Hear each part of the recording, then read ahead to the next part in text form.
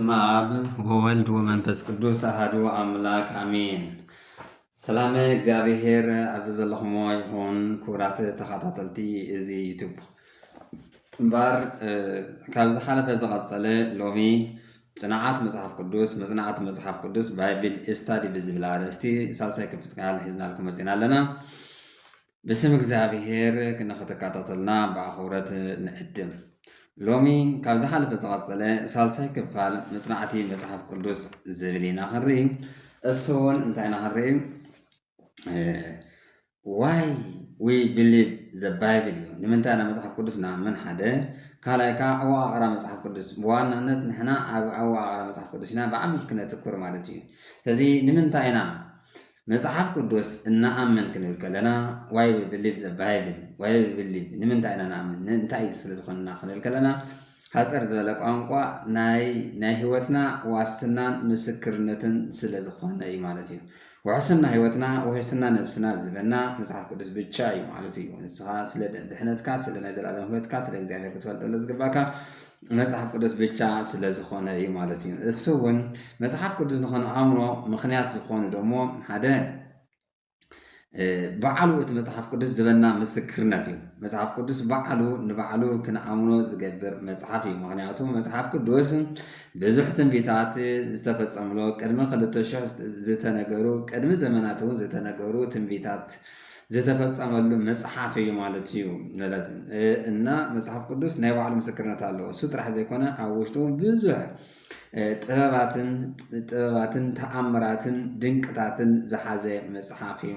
ኣብ መጽሓፍ ቅዱስ ብዙሕ ተኣምራት ንዓይኒ ንሰብ ልቢ ዘደምሙ ንእዝኒ እውን ክሰምዖም ብጣዕሚ ዘደንቑ ከድንቑኻ ኩሉ ግዜ ከመይ ገይሩ ይኸውን ኢልካ ክትሓስቦ ዘገድደካ ዘእምን ዝኾነ መጽሓፍ ቅዱስ ናይ ባዕሉ ዝኾነ መረዳእታ ኣለዎ። እቲ ካልኣይ ከዓ ትንቢታቱ እናተፈጸመ ከም ዝመፀ ክንርዳእ ክንክእል ኣለና ማለት እዩ። እዚ እቲ ናይ መጽሓፍ ቅዱስ ናይ ባዕሉ ምስክርነት ዝብልና እዩ። ቀፂሉ ደሞ ደጋዊ ምስክርነት እዩ። ዓለም ብዛዕባ መጽሓፍ ቅዱስ ናይ ዓለም ምሁራት ናይ ዓለም ዓበይቲ ሰባት ናይ ዓለም ፈላስፋታት ብዙሓት ንመጽሓፍ ቅዱስ ምስክርነት ሂቦም እዮም። ስለዚ ምስክርነት ስለ ዝሃቡ ብናይዚኦም ምስክርነትን ብናይ ባዕሉ ናይቲ መጽሓፍ ቅዱስ መረዳእታ ዝእምን ነገርን መጽሓፍ ቅዱስ ክንኣምን ንግደድ ኢና። ቡሩኻትን ክቡራትን እዚ መጽሓፍ ቅዱስ ኣሚንና ንህይወትና ዝህበና ዓረፍቲ እውን ስለ ዘሎ ሰላም እውን ስለ ዘሎ ብኡ ኢና ንኣምን ማለት እዩ። እምበኣር ኣብ ቀጻሊ ኣብ ምዕራፍ 4 ብዝበለፀ ክንሪኦ ኢና ብዛዕባ መጽሓፍ ቅዱስ እቶም እቲ ናይ ባዕሉ ዝኾነ ምስክርነት እንታይ እዩ እንደገና እውን እቲ ደጋዊ ዝህቡና ሰባት ዝህቡና ምስክርነት መጽሓፍ ቅዱስ እንታይ እዩ ዝብል ብዛዕባ መጽሓፍ ቅዱስ መስከርዎ መነመን እዮም እንታይ ኢሎም ዝብል ኣብ ቀጻሊ ኣብ 4ይ ምዕራፍ ክንሪኦ ኮይኑ ሕጂ ከዓ ናብቲ ካልኣይ ቀንዲ ዝደለናዮ ኣወቃቕራ መጽሓፍ ቅዱስና ዝብል ክንኣቱ።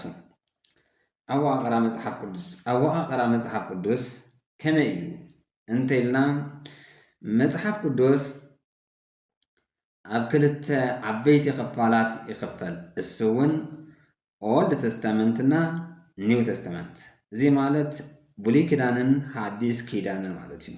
ብሉይ ኪዳን ኣይሁድ መጀመርያ ዝኣምንሉ ዝነበሩ ሕዚ እውን ዝኣምንሉ ዘለዉ ኣይሁድ ብሉይ ኪዳን እንደገና ሓዲስ ኪዳን ከዓ ክርስቲያን ምስ ብሉይ ኪዳን ሓቢሶም ዝኣምንሉ ናይ እግዚኣብሔር ቃል እናኣምነሉ ህያው ዝኾነ ናይ እግዚኣብሔር ቃል እዩ ማለት እዩ። ስለዚ ክርስቲያን ንኽልቲኡ ንብሉይ ኪዳንን ንሓዲስ ኪዳንን መጽሓፍ ቅዱስ ብምባል ናይ እግዚኣብሔር ቃል እውን ናይ እግዚኣብሔር ቃል እውን ስለ ዝኾነ ቅዱስ ዝኾነ መጽሓፍ እውን ስለ ዝኾነ ክርስቲያናት ይኣምንዎ እናኣምኖ ማለት እዩ። ስለዚ ውሽጥና የግድደና ይክንኣምኖ እምበር ክቡራትን ክቡራንን ብሉይ ኪዳን ብዙሕ ግዜ ብምንታይ ከመይ ተጻሒፉ እንተኢልና ብናይ ዕብራይስጢ እዩ ተጻሒፉ። ብጀካ ሓልሓሊፋ ኣለዉ ብኣራማይክ ተጻሒፉ። ዕብራይስጢ ናይ እስራኤል ቋንቋ እዩ፣ ኣራማይክ ናይ እስራኤል ቋንቋ እዩ። በዚ ናይ ዕብራይስጢ እዩ ዝበዝሕ ተጻሒፉ ማለት እዩ። እንተኾነ ግን ብሉይ ኪዳን ኢየሱስ ክርስቶስ ቅድሚ ምጽኡ 100 ዓመት ቀዲሙ እንታይ ኮይኑ ማለት እዩ ብሉይ ኪዳን ናብ ግሪክ ተተርጊሙ ጸኒሑ ናብ ግሪክ ተተርጊሙ ጸኒሑ ኣብዚ ሓለፈ ከም ዝረኣናዮ ጸሓፍቱ ልዕሊ 40 ዝኾኑ እዮም ኢልና ከምዚ ኢልና ክንብቃ ከለና እምበኣር ኣወቃቅርኡ ክርኢ ኢና መጽሓፍ ቅዱስ ናይ ብሉይ ኪዳን ከመይ ተዋቃቂሩ እንታይ እዩ ተዋቃቂሩ ቅድሚ ወቃቅሩ ምርኣይና ጸሓፍቱ ናይ መጽሓፍ ቅዱስ ጸሓፍቱ ከመይ ዝበሉ እዮም ክንብል ከለና ጸሓፍቱ መንግስታት መሳፍንቲ ሰብ ቅኔ ፍላስፋታት ነቢያት ከምኡ ከዓ ገዛእቲ ዓዲ እዚኦም እዮም ጽሒፎም ማለት ካህናት እውን ኣገልገልቲ ማለት እዩ ጽሒፎም እዚኦም ናይዚኦም ድምር ውፅኢት እዩ መጽሓፍ ቅዱስ ብሓደ ውልቀ ሰብ ዝተጻሓፈ ከይኮነስ ብዙሓት እግዚአብሔር ዝገለጸሎም እግዚአብሔር ዝተረኣዮ እግዚአብሔር ኣብ ውሽጦም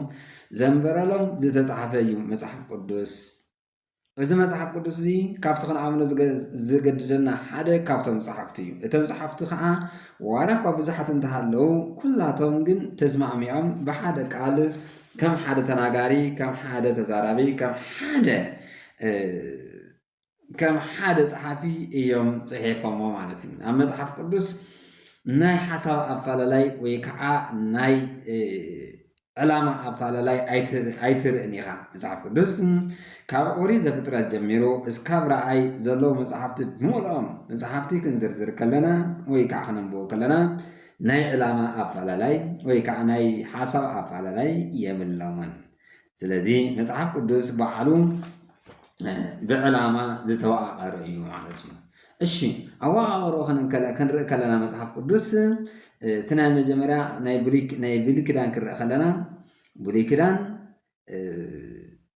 ናይ በዓል ዝኾነ ኣዋቀራ ኣለዎ ማለት እዩ እቲ ናይ መጀመርያ ፔንታቶክ ወይ ከዓ ናይ ሕጊ መጽሓፍቲ ብሄረ ኦሪት ዝበሃሉ ኣለዉ ብሄረ ኦሪት ዝበሃሉ እዞም ብሄረ ኦሪት ዝበሃሉ መጽሓፍቲ ከዓ መን እዮም ኢልና ክንርኢ ከለና ኦሪት ዘፍጥረት ኦሪት ማለት ሕጊ ማለት እዩ ስለዚ ናይ ፍጥረት ሕጊ ከመይ ከም ተፈጠረ ዘርድናይ ማለት እዩ ኦሪት ዘፍጥረት ኦሪት ዘፀአት ኦሪት ዘለዋውያን ኦሪት ዘዳግም ኦሪት ዘሁልቅ እዮም እዚኦም እዮም ኦሪት ዘዳግም ኦሪት ዘሁልቅ ኦሪት ዘለዋውያን እዚኦም ብምልኦም እንታይ እዮም ብሄረ ኦሪት ተባሂሎም ይፍለጡ ብሄረ ኦሪት እዚኦም ናይ ኦሪት 5 እዮም ቆጽሮም ክደጋግመልኩም መሓዛ ኣገዳሲ ስለ ዝኾነ ኦሪት ዘፍጥረት ኦሪት ዘፀአት ኦሪት ዘለዋውያን ኦሪት ዘሁልቅ ኦሪት ዘዳግም እዚኦም 5 መጽሓፍቲ ካብዚ ብምቕጻል ደግሞ ናይ ታሪክ መጽሓፍቲ ዝበሃሉ ከዓ ኣለዉ ናይ ታሪክ መጽሓፍቲ ተባሂሎም ኣብ ቤተ ክርስቲያን ዝምደቡ ኣመዳድቦኦም ከም እኒ መጽሓፈ ኢያሱ መጽሓፈ መሳፍንት መጽሓፈ ቀዳማይ ዜና መዋዕል ካልኣይ ዜና መዋዕል ቀዳማይ ነገሥት ካልኣይ ነገሥት ቀዳማይ ሳሙኤል ካልኣይ ሳሙኤል ነህምያ እዝራ እዚኦም ናይ እንታይ እዮም ተባሂሎም ዝፍለጡ ናይ ታሪክ መጽሓፍቲ ተባሂሎም ይፍለጡ እዚ ታሪክ እውን ንረኽበሎም ናይ እስራኤላውያን ታሪክ ኣብኡ እንረኽቦ ኢና ኩራትን ክቡራንን እዚኦም ብሄረ ኦሪት ተባሂሎም ብሄረ ኦሪትና ናይ ታሪክ መጽሓፍቲ ተባሂሎም ካልእ ናይ ትንቢት መጽሓፍቲ እውን ዝበሃሉ ኣለዉ ናይ ትንቢት መጽሓፍቲ ነቢያት ተባሂሎም ዝፍለጡ መጽሓፍቲ ነቢያት ክንደዮም እንተልና ብቁፅሮም 17 ከባቢ ይመፁ 17 እዮም እዚኦም እቶም 5 ብ4 ዓበይቲ ነቢያት ዝተጻሕፉ እዮም እቶም 12 ከዓ ብ5 ደቂቀ ነቢያት ተባሂሎም ወይ ከዓ ኣናእሽቲ ነቢያት ዝተጻሕፉ እዮም ክቡራትን ክቡራንን እዚኦም መነመን እዮም ክንብል ከለና ዓበይቲ ነቢያት ዝጻሕፍዎም ክንዝርዝሮም ከለና መጽሓፈ ትንቢተ ኢሳያስ ትንቢተ ኤርምያስ ትንቢተ ሕዝቅኤል ትንቢተ ዳንኤል እና ሰቋቋዊ ኤርምያስ እዚኦም ዓበይቲ ነቢያት ዝጻሕፍዎም ማለት እዩ ዓበይቲ ዘብሎም ዘሎ ብናይ ጽሕፎም ዕብየት እምበር ብናይ ዕድመን ብናይ መንፈሳዊ ካብቲኦም ዝፈለጠ ዕብየት ኣልይዎም ማለት ኣይኮነን ግን ዝጻሕፍዎ መጽሓፎም ዓበይቲ ስለ ዝኾነ ዓበይቲ ነቢያት ተባሂሎም ዝጻሕፎም ደቂቀ ነቢያት ደግሞ ኣናእሽቲ ወይ ከዓ ደቂቀ ነቢያት ተባሂሎም ዝፍለጡ ደግሞ እሶም እውን 12 እዮም እሶም እውን ነቢይ ዳንኤል ነቢይ ሆሴዕ ነቢይ ኢዩኤል ነቢይ አሞጽ ነቢይ አብድዩ ነቢይ ዮናስ ነቢይ ሚልክያስ ነቢይ ናሆም ነቢይ ዕንባቆም ነቢይ ሶፎንያስ ነቢይ ሐጌ ነቢይ ዘካርያስ ነቢይ ሚልክያስ እዚኦም እዮም እምበኣር ኣብ ብሉይ ኪዳን ዘለዎ ኣዋቕራ ናይ ብሉይ ኪዳን መጽሓፍቲ ክርአ ከለና እዚኦም እዮም ዝርከቡ ብናይ ይሁዳ ባህላ ግን ብናይ ይሁዳ ኣከፋፈላ ከዓ ክርአ ከለና ብናይ ይሁዳ ኣከፋፈላ ተምናይ መጀመርያ ብሔረ ኦሪት ኣብ ሰለስተ እዮም ዝኸፋፈልዎን ሓደ ብሔረ ኦሪት ኢልዎ ማለት ፔንታቱክ ዝብልዎም እሶም እውን ቶም ዓንቶ ዝብልናዮም ኦሪት ዘፍጥረት፣ ኦሪት ዘፀአት፣ ኦሪት ዘሌዋውያን፣ ኦሪት ዘኍልቍ፣ ዘዳግም። ብኻልኣይ ደረጃ ከዓ መፅሓፍቲ ነቢያት ዝብልዎም እቶም ዓንቶ ዝቆፀርናዮም ቀዳሞት ነቢያት ዝብልዎም እኒሄው ዳሕረወት ነቢያት ኢሎም ኣብ ክልተ ዝኸፍልዎም። ቀዳሞት ነቢያት ዝብልዎም ንኢያሱ መፅሓፈ ኢያሱ፣ መፅሓፈ መሳፍንት፣ መፅሓፈ ሳሙኤል፣ መፅሓፈ ነገስታት እዮም። እዚኦም ቀዳሞት ነቢያት ተባሂሎም ይፍለጡ። ዳሕረወት ነቢያት ተባሂሎም ከዓ እቶም 4 ዓበይቲ ነቢያት ዝበልናዮምና 12 ደቂቀ ነቢያት ዝበልናዮም እዮም ማለት እዩ። ስለዚ ብናይ ኣይሁድ ፀሓፋ ከምዚ እዩ። እንደገና እንታይ ዝብሎም ኣሎ ፅሑፋት ዝብሎም ካለው ወይ ከዓ ጥቅልሎች ጥቅልል ተባሂሎም ስክሪፕቸርስ እውን ተባሂሎም እንግሊዝኛ ይፍለጡ። በአምሓርኛ ፅሑፎች እዮም ዝበሃሉ ወይ ድማ ጥቅልሎች ጥቅልሎች ተባሂሎም ዝፍለጡ መፅሓፍቲ እዮም። እሶም እውን ከም መዝሙረ ዳዊት መፅሓፈ ኢዮብ፣ መፅሓፈ ምሳሌ፣ መፅሓፈ ዳንኤል፣ ዜና መዋዕል፣ ነህምያ እዚኦም ኣብ ጥቅልል ናይ ኣይሁድ ይምደቡ ኣብ ፅሑፋት ማለት እዩ። ሰንበት ሰንበት ዘንብብዎ እውን ኣለዉ ናይ ኣይሁድ ማለት እዩ። መሓልየ መሓሊ፣ መፅሓፈ ሩት፣ መፅሓፈ ሰቆቃወ፣ መፅሓፈ መክብብ፣ መፅሓፈ ኣስቴር እዚኣቶም ሰንበት ሰንበት ብናይ ኣይሁድ ኣቀባፅራ ዘንብብዎም እዮም ማለት እዩ። ኣይሁድ ክቆፅርዎም ከለዉ ድምር መፅሓፍቶም ናይ ብሉይ ኪዳን ክንደየን እንተኢልኩምኒ 24 እዮም ብናይ ኣይሁድ 24 እዮም ብናይ ኣይሁድ ማለት እዩ ይቆፅርዎም። እዚ ከዓ ኣቆፃፅሮም 5 ናይ ኦሪት መፅሓፍቲ ይቆፅሩ፣ 4 ናይ ቀደም ነቢያት ኢሎም ዝምድብዎም ይቆፅሩ። እሶም እውን ተም 4 ንብሎም ኣለና መፅሓፈ ኢያሱ፣ መፅሓፈ መሳፍንት፣ መፅሓፈ ሳሙኤል፣ መፅሓፈ ነገስት እዚኦም 4 ይቆፅሩ። ዳሕረወት ነቢያት ዝብልዎም ከዓ መፅሓፈ ኢሳያስ፣ መፅሓፈ ኤርምያስ፣ መፅሓፈ ሕዝቅኤል፣ ደቂቀ ነቢያት ከዓ ከም ሓደ እቶም 12 ንብሎም ዘለኽና ከም ሓደ እዮም ዝቆፅርዎም ማለት እዩ። ካብ ነቢይ ሆሴዕ ጀሚሮም እስካብ ነቢይ ሚልክያስ ዘሎ መጨረሻ እሶቶም ከም ሓንቲ መፅሓፍ እዮም ዝቆፅርዎም ኣይሁዳውያን እና እዚ 4 ናይ ነቢያት መፅሓፍቲ 4 ይቆፅርዎም ጠቕላላ 4 እዮም ዝገብርዎም። ኢሳያስ፣ ኤርምያስ፣ ሕዝቅኤል ካብኡ ደቂቀ ነቢያት ዳንኤል እውን ኣብ ደቂቀ ነቢያት ይእትውዎ ማለት እዩ። እና ናይ ኣይሁድ ኣቆፃፅራ ከምዚ እዩ ዝመስል። እዚ እዩ እቲ ናይ ኣይሁድ ኣቆፃፅራ። ኣብ ዓድና ክንመፅእ ከለና ከዓ ከምቲ ዘለናኩም መፅሓፍቲ ቅኔ ተባሂሎም እውን ዝፍለጥ ኣሎ። መፅሓፍቲ ቅኔ ማለት ብግጥሚ መልክዕ ዝተፃሕፉ እዮም።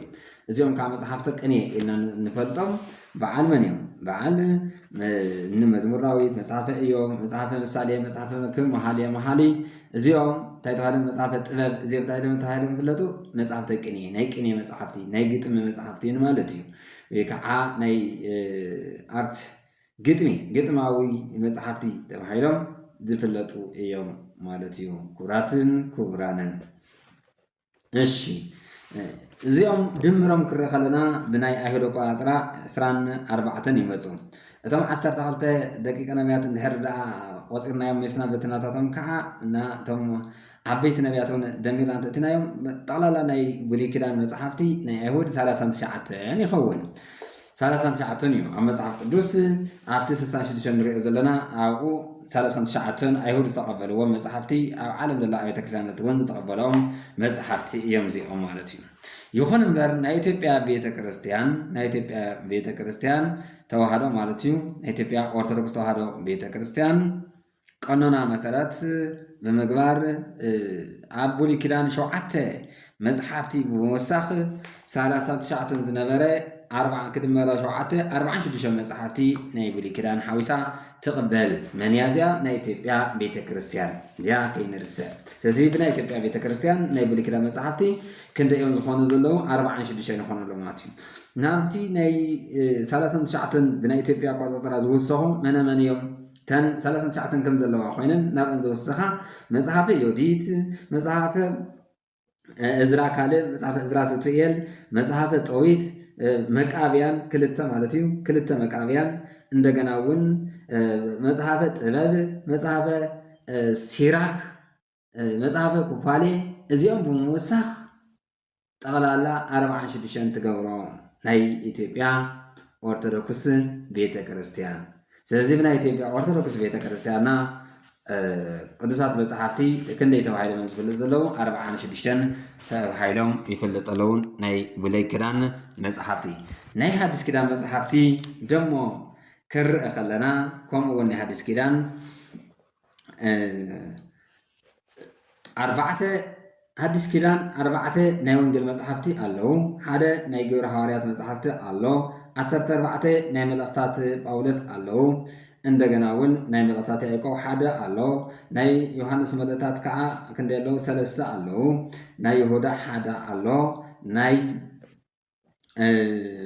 ጴጥሮስ 2 ኣለዉ ራእይ ዮሐንስ ሓደ ኣሎ እዚኦም ኩሎም ተደሚሮም 27 ይመፁ ናይ ብሉይ ኪዳን ናይ ሓድሽ ኪዳን መጽሓፍቲ የሐዲስ መጽሓፍቲ 27 እዮም ዝመፁ ቁፅሮም ማለት እዩ ፍርሃት ሕዋት ብትሕዝቶኦም ክዕቀኑ ከለዉ 4 ናይ ወንጌል መጽሓፍቲ መጽሓፍቲ ወንጌል ተባሂሎም ይፍለጡ ሓደ ናይ ታሪክ መጽሓፍቲ ናይ ወንጌል መጽሓፍቲ ዝበሃሉ መን እዮም ልዩ ወንጌል ማቴዎስ ወንጌል ማርቆስ ወንጌል ሉቃስ ወንጌል ዮሐንስ ሓደ ናይ ታሪክ መጽሓፍቲ ናይ ታሪክ መጽሓፍ ከዓ መን ዝኾን ዘሎ ግብሪ ሐዋርያት ማለት እዩ ግብሪ ሐዋርያት ናይ ታሪክ መጽሓፍቲ ተባሂሉ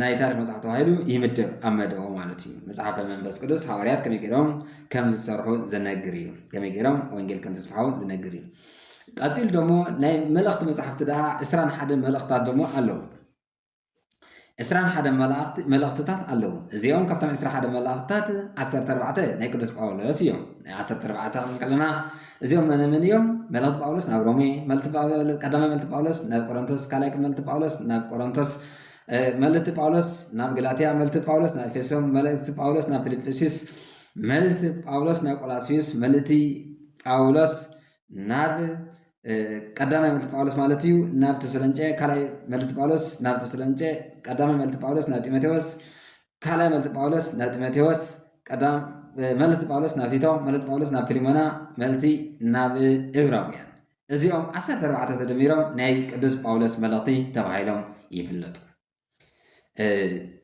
14 ይኾኑ ኣለዉ 7 ከዓ ናይቶም ካልኦት መልእኽታት ፋቲ ለምሳሌ ናይ ያዕቆብ መልእኽቲ ያዕቆብ ሓደ በለለይ 3 ከዓ መልእኽቲ ዮሐንስ ቀዳማይ መልእኽቲ ዮሐንስ ካልኣይ መልእኽቲ ዮሐንስ ሳልሳይ መልእኽቲ ዮሐንስ ብድምር 4 ይኾኑ ኣሎ እንደገና 2 ናይ ያዕቆብ ናይ ጴጥሮስ መልእኽታት ማለት እዩ ቀዳማይ መልእኽቲ ጴጥሮስ ካልኣይ መልእኽቲ ጴጥሮስ ይኾኑ ኣሎ ሳልሳይ 7 ከዓ መልእኽቲ ይሁዳ እዚኦም ተደሚሮም ክንደይ ይኾኑ ኣለዉ 21 መልእኽታት ኣለውና ማለት እዩ ስለዚ ኣብ መጽሓፍ ቅዱስ 21 መልእኽታት ዝሓዙ መጽሓፍቲ ኣለውና ሓደ ከዓ ናይ ትንቢት መጽሓፍ እዩ ናይ ትንቢት መጽሓፍ እሱ እውን ራእይ እሺ 4 ወንጌላት ክድመር ሓደ ናይ ታሪክ መጽሓፍ ክድመር 21 ናይ መልእኽቲ መጽሓፍ ክድመር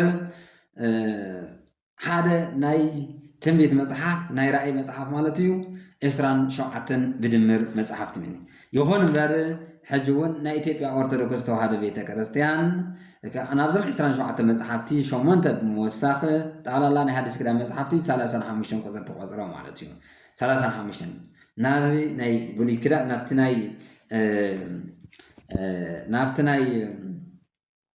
27 ናይ ሓድሽ ኪዳን ናብኡ ክንደይ ትውስኸላ 8 ማለት እዩ እቶም ዝውሰኹ እውን መነመን እዮም ተልኩምና መጽሓፍ ሲኖዶስ ስርዓተ ጽዮን ዝበሃል ወይ ከዓ ትእዛዝ ዝበሃል ግጹ ዝበሃል ኣብ ጢሊስ ናይ ስርዓተ መጽሓፍቲ ናይ ስርዓተ መጽሓፍቲ ስርዓተ ጽዮን መጽሓፈ ትእዛዝ መጽሓፈ ግጹ መጽሓፍ ኣብ ጢሊስ ዝበሃሉ ኣለዉ እንደገና እዚኦም 4 ክልተ ከዓ መጽሓፈ ኪዳናት ማለት እዩ ቀዳማይን ካልኣይን ተባሂሎም ዝፍለጡ መጽሓፈ ኪዳን ኣለዉ እንደገና መጽሓፈ ቀለምንጦስና ዲድስቅልያ ተባሂሎም ዝፍለጡ እዮም ክልተ ማለት እዩ ብድምር 8 ይኾኑ ኣለዉ 8 ክድመር 35 ይኾኑ ኣለዉ ናይ ኢትዮጵያ ኦርቶዶክስ ተዋህዶ ቤተክርስቲያን 8 ብምውሳኽ ክንደይ ትገብረነላ ክንደይ ዝኾን ዘሎ ማለት እዩ 35 ስለዚ ብናይ ኢትዮጵያ ኦርቶዶክስ ተዋህዶ ቤተክርስቲያን 46 ብሉይ ኪዳን 35 ሓድሽ ኪዳን ክድመር 35 ክድመር 46 81 ተባሂሉ ቁፅሩ ከምዚ ዝቆፀር ክቡራትን ነዚ ዝቆፅር መጽሓፍ ከዓ መን እንተኢልና ፍትሐ ነገሥት እዩ ኣብ ፍትሐ ነገሥት ዝበሃል መጽሓፍ ፍትሐ ነገሥት እዩ ዝቆፅሮ ክንደይ ከም ዝኾነ ኣብ ፍትሐ ነገሥት ከይድና ንረኽቦ ወይ ከዓ ኣብ ናይ ኢትዮጵያ መጽሓፍ ቅዱስ መዝገበ ቃላት ኣብኡ ከይድና ቅዱስ ኣብ ዝብል መጽሓፍ ኣቲና ኣብኡ ክንረኽቦ ንኽእል ኢና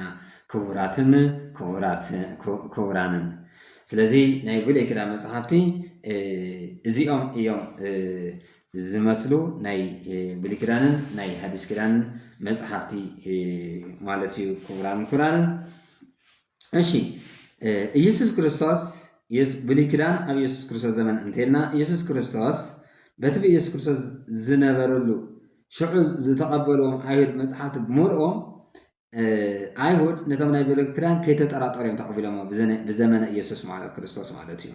ኢየሱስ ክርስቶስ እውን ካብኦም እናጠቐሰ እዩ ዘምህር ነይሩ። ነታቶም ናይ መሰረተ እምነቶም ነይሮም ንኣይሁድ ናይ መሰረተ እምነቶም እዮም። ኢየሱስ ክርስቶስ እውን ካብኦም እዩ እናጠቐሰ ካብ ብሉይ ኪዳን እናጠቐሰ ብዙሕ ግዜ የምህር ነይሩ ማለት እዩ።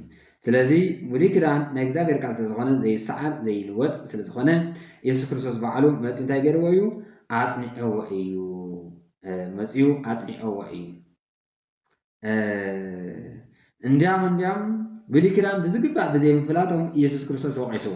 ንኣብነት ወንጌል ማርቆስ ምዕራፍ 12 ቁፅሪ 24 ከይድና ክረኽቦ ከለና ኢየሱስ ክርስቶስ ንኣይሁዳውያን ይወቕሶም። ንምንታይ? መጽሓፍቲ ብዘይምፍላጥኩም ትስሕቱ ኢሉ ይነግሮም ማለት እዩ። መጽሓፍቲ ብሉይ ኪዳን ብዘይምፍላጦም ብዘይምእዛዞምን ብዘይምኽታሎምን ይስሕቱ ኢሉ የቕሚጥዎ እና ኢየሱስ ክርስቶስ ባዕሉ ነቶም ናይ ብሉይ ኪዳን ክፍጽም ከም ዝመፀ ዘሪኤና እዩ ማለት እዩ። ብሉይ ኪዳን ነቲ ናይ ንሓዲስ ኪዳን መሰረቱ እዩ። ሓዲስ ኪዳን ብዘይ ብሉይ ኪዳን መሰረት የብሉን። መሰረት ከም ዘይብሉ ገዛ እዩ። ብሉይ ኪዳን ከዓ ብዘይ ሓዲስ ኪዳን ጉልላት ወይ ከዓ ፍጻመ ከም ዘይብሉ ገዛ እዩ ዝኾን ዘሎ ማለት እዩ። ስለዚ ክልቲኦም ብሉይ ኪዳንና ሓዲስ ኪዳን ከም ሓደ ሳንቲም ከም ክልተ ገጽ ኣብ ሓደ ሳንቲም ዘለዋ ከምኣ ዘይናፀፀላ ዘይፈላለያ እየን ዝኾና ዘለዋ ክቡራትን ኣይሁድ ናይ ብሉይ ኪዳን መጽሓፍቲ ከም ልክ ናይ እግዚኣብሔር ቃል ተቐቢሎም ብደንቢ እስካዕ ሕዚ እኳስ ናይ እግዚኣብሔር ቃል እዮም እግዚኣብሔር ዝተናገሮም እዮም ኢሎም ተኣሚኖም ዘቐበልዎም መጽሓፍቲ እዮም ብሉይ ኪዳን ማለት እዩ። ክርስቶስ ነዚኦም ክመጽእ ከም ዝመጽእ ከዓ መጽሓፍ ቅዱስ ይናገር። ኢየሱስ ክርስቶስ ወንጌል ማቴዎስ ምዕራፍ 5 ቁፅሪ 17 ክዛረብ ይናገር ኣሎ። እንታይ ኢሉ? ይመጻእኩ እሳሮም ለኦሪት ነቢያት ኣላ ከም ፈጽሞም ኢሉ ንኦሪትን ነቢያትን ክፍጽሞም ተኣምር ክስዕሮም ኣይመጻእኹን ኢሉ ኢየሱስ ክርስቶስ ነቶም ናይ ብሉይ ኪዳን መጽሓፍቲ ክፍጽም ከም ዝመጸ ሙሉእ ዝኾነ መረዳእታ ንረክብ ክቡራንን እሱ ጥራሕ ኣይኮነን ብሉይ ኪዳን ስሊኡ ከም ዝናገር እውን ኣርእዩ። ንኣብነት ወንጌል ሉቃስ ምዕራፍ 18 ቁፅሪ 31 ወንጌል ዮሃንስ ምዕራፍ 5 ቁፅሪ 39 እዞም መጽሓፍቲ ብምሉኦም ስሊኡ ከም ዝናገሩ ኢየሱስ ክርስቶስ በዓሉ ተናጊሩ። ሃዋርያት ንኢየሱስ ክርስቶስ ተኸቲሎም ብሉይ ኪዳን እናጠቐሱ እዮም ኣምሒሮም። እኳ ደኣስ እንታይ ክንብል ንኽእል? ናይ ሃዋርያት ትምህርቲ ናይ ብሉይ ኪዳን ትርጉም ዘምጽዎ እዮም ክንብል ንኽእል። ንኣብነት ዕብራውያን ተወሲድና ናይ ኦሪት ዘሌዋውያን፣ ኦሪት ዘዳግም፣ ዘጸአት ናይዚኦም ትርጉም ዝሓዘ ከም ምዃኑ ኢና ንርዳእ ክቡራን። እሺ እምበር ዝተኸበርኩምን ዝተኸበርክንን ኣብዚ ሳልሳይ ክፋል እስካብ ሎማዓንቲ ዝረኣናዮ ሳልሳይ ክፋል ብዙሕ ተጠቒምኩም ከም ትኾኑ ተስፋ ይገብር። እንደገና ራብዓይ ክፋል ክንቀጽል ኢና። ኮመንታትኩም ጽሓፉልና፣ ሸር ግበርዎ። ብዙሕ ከዓ ሰብ ይመሃረሉ ይጠቐመሉ ያኽብረለይ። ስብሐት ለአብ ስብሐት ለወልድ ስብሐት ለመንፈስ ቅዱስ ይእዜኒ ወዘልፈኒ ወለዓለመ ዓለም። ደግም ኣብ ካልኣይ ኣብ ራብዓይ ብሰላም ይራኽበና ክቡራት።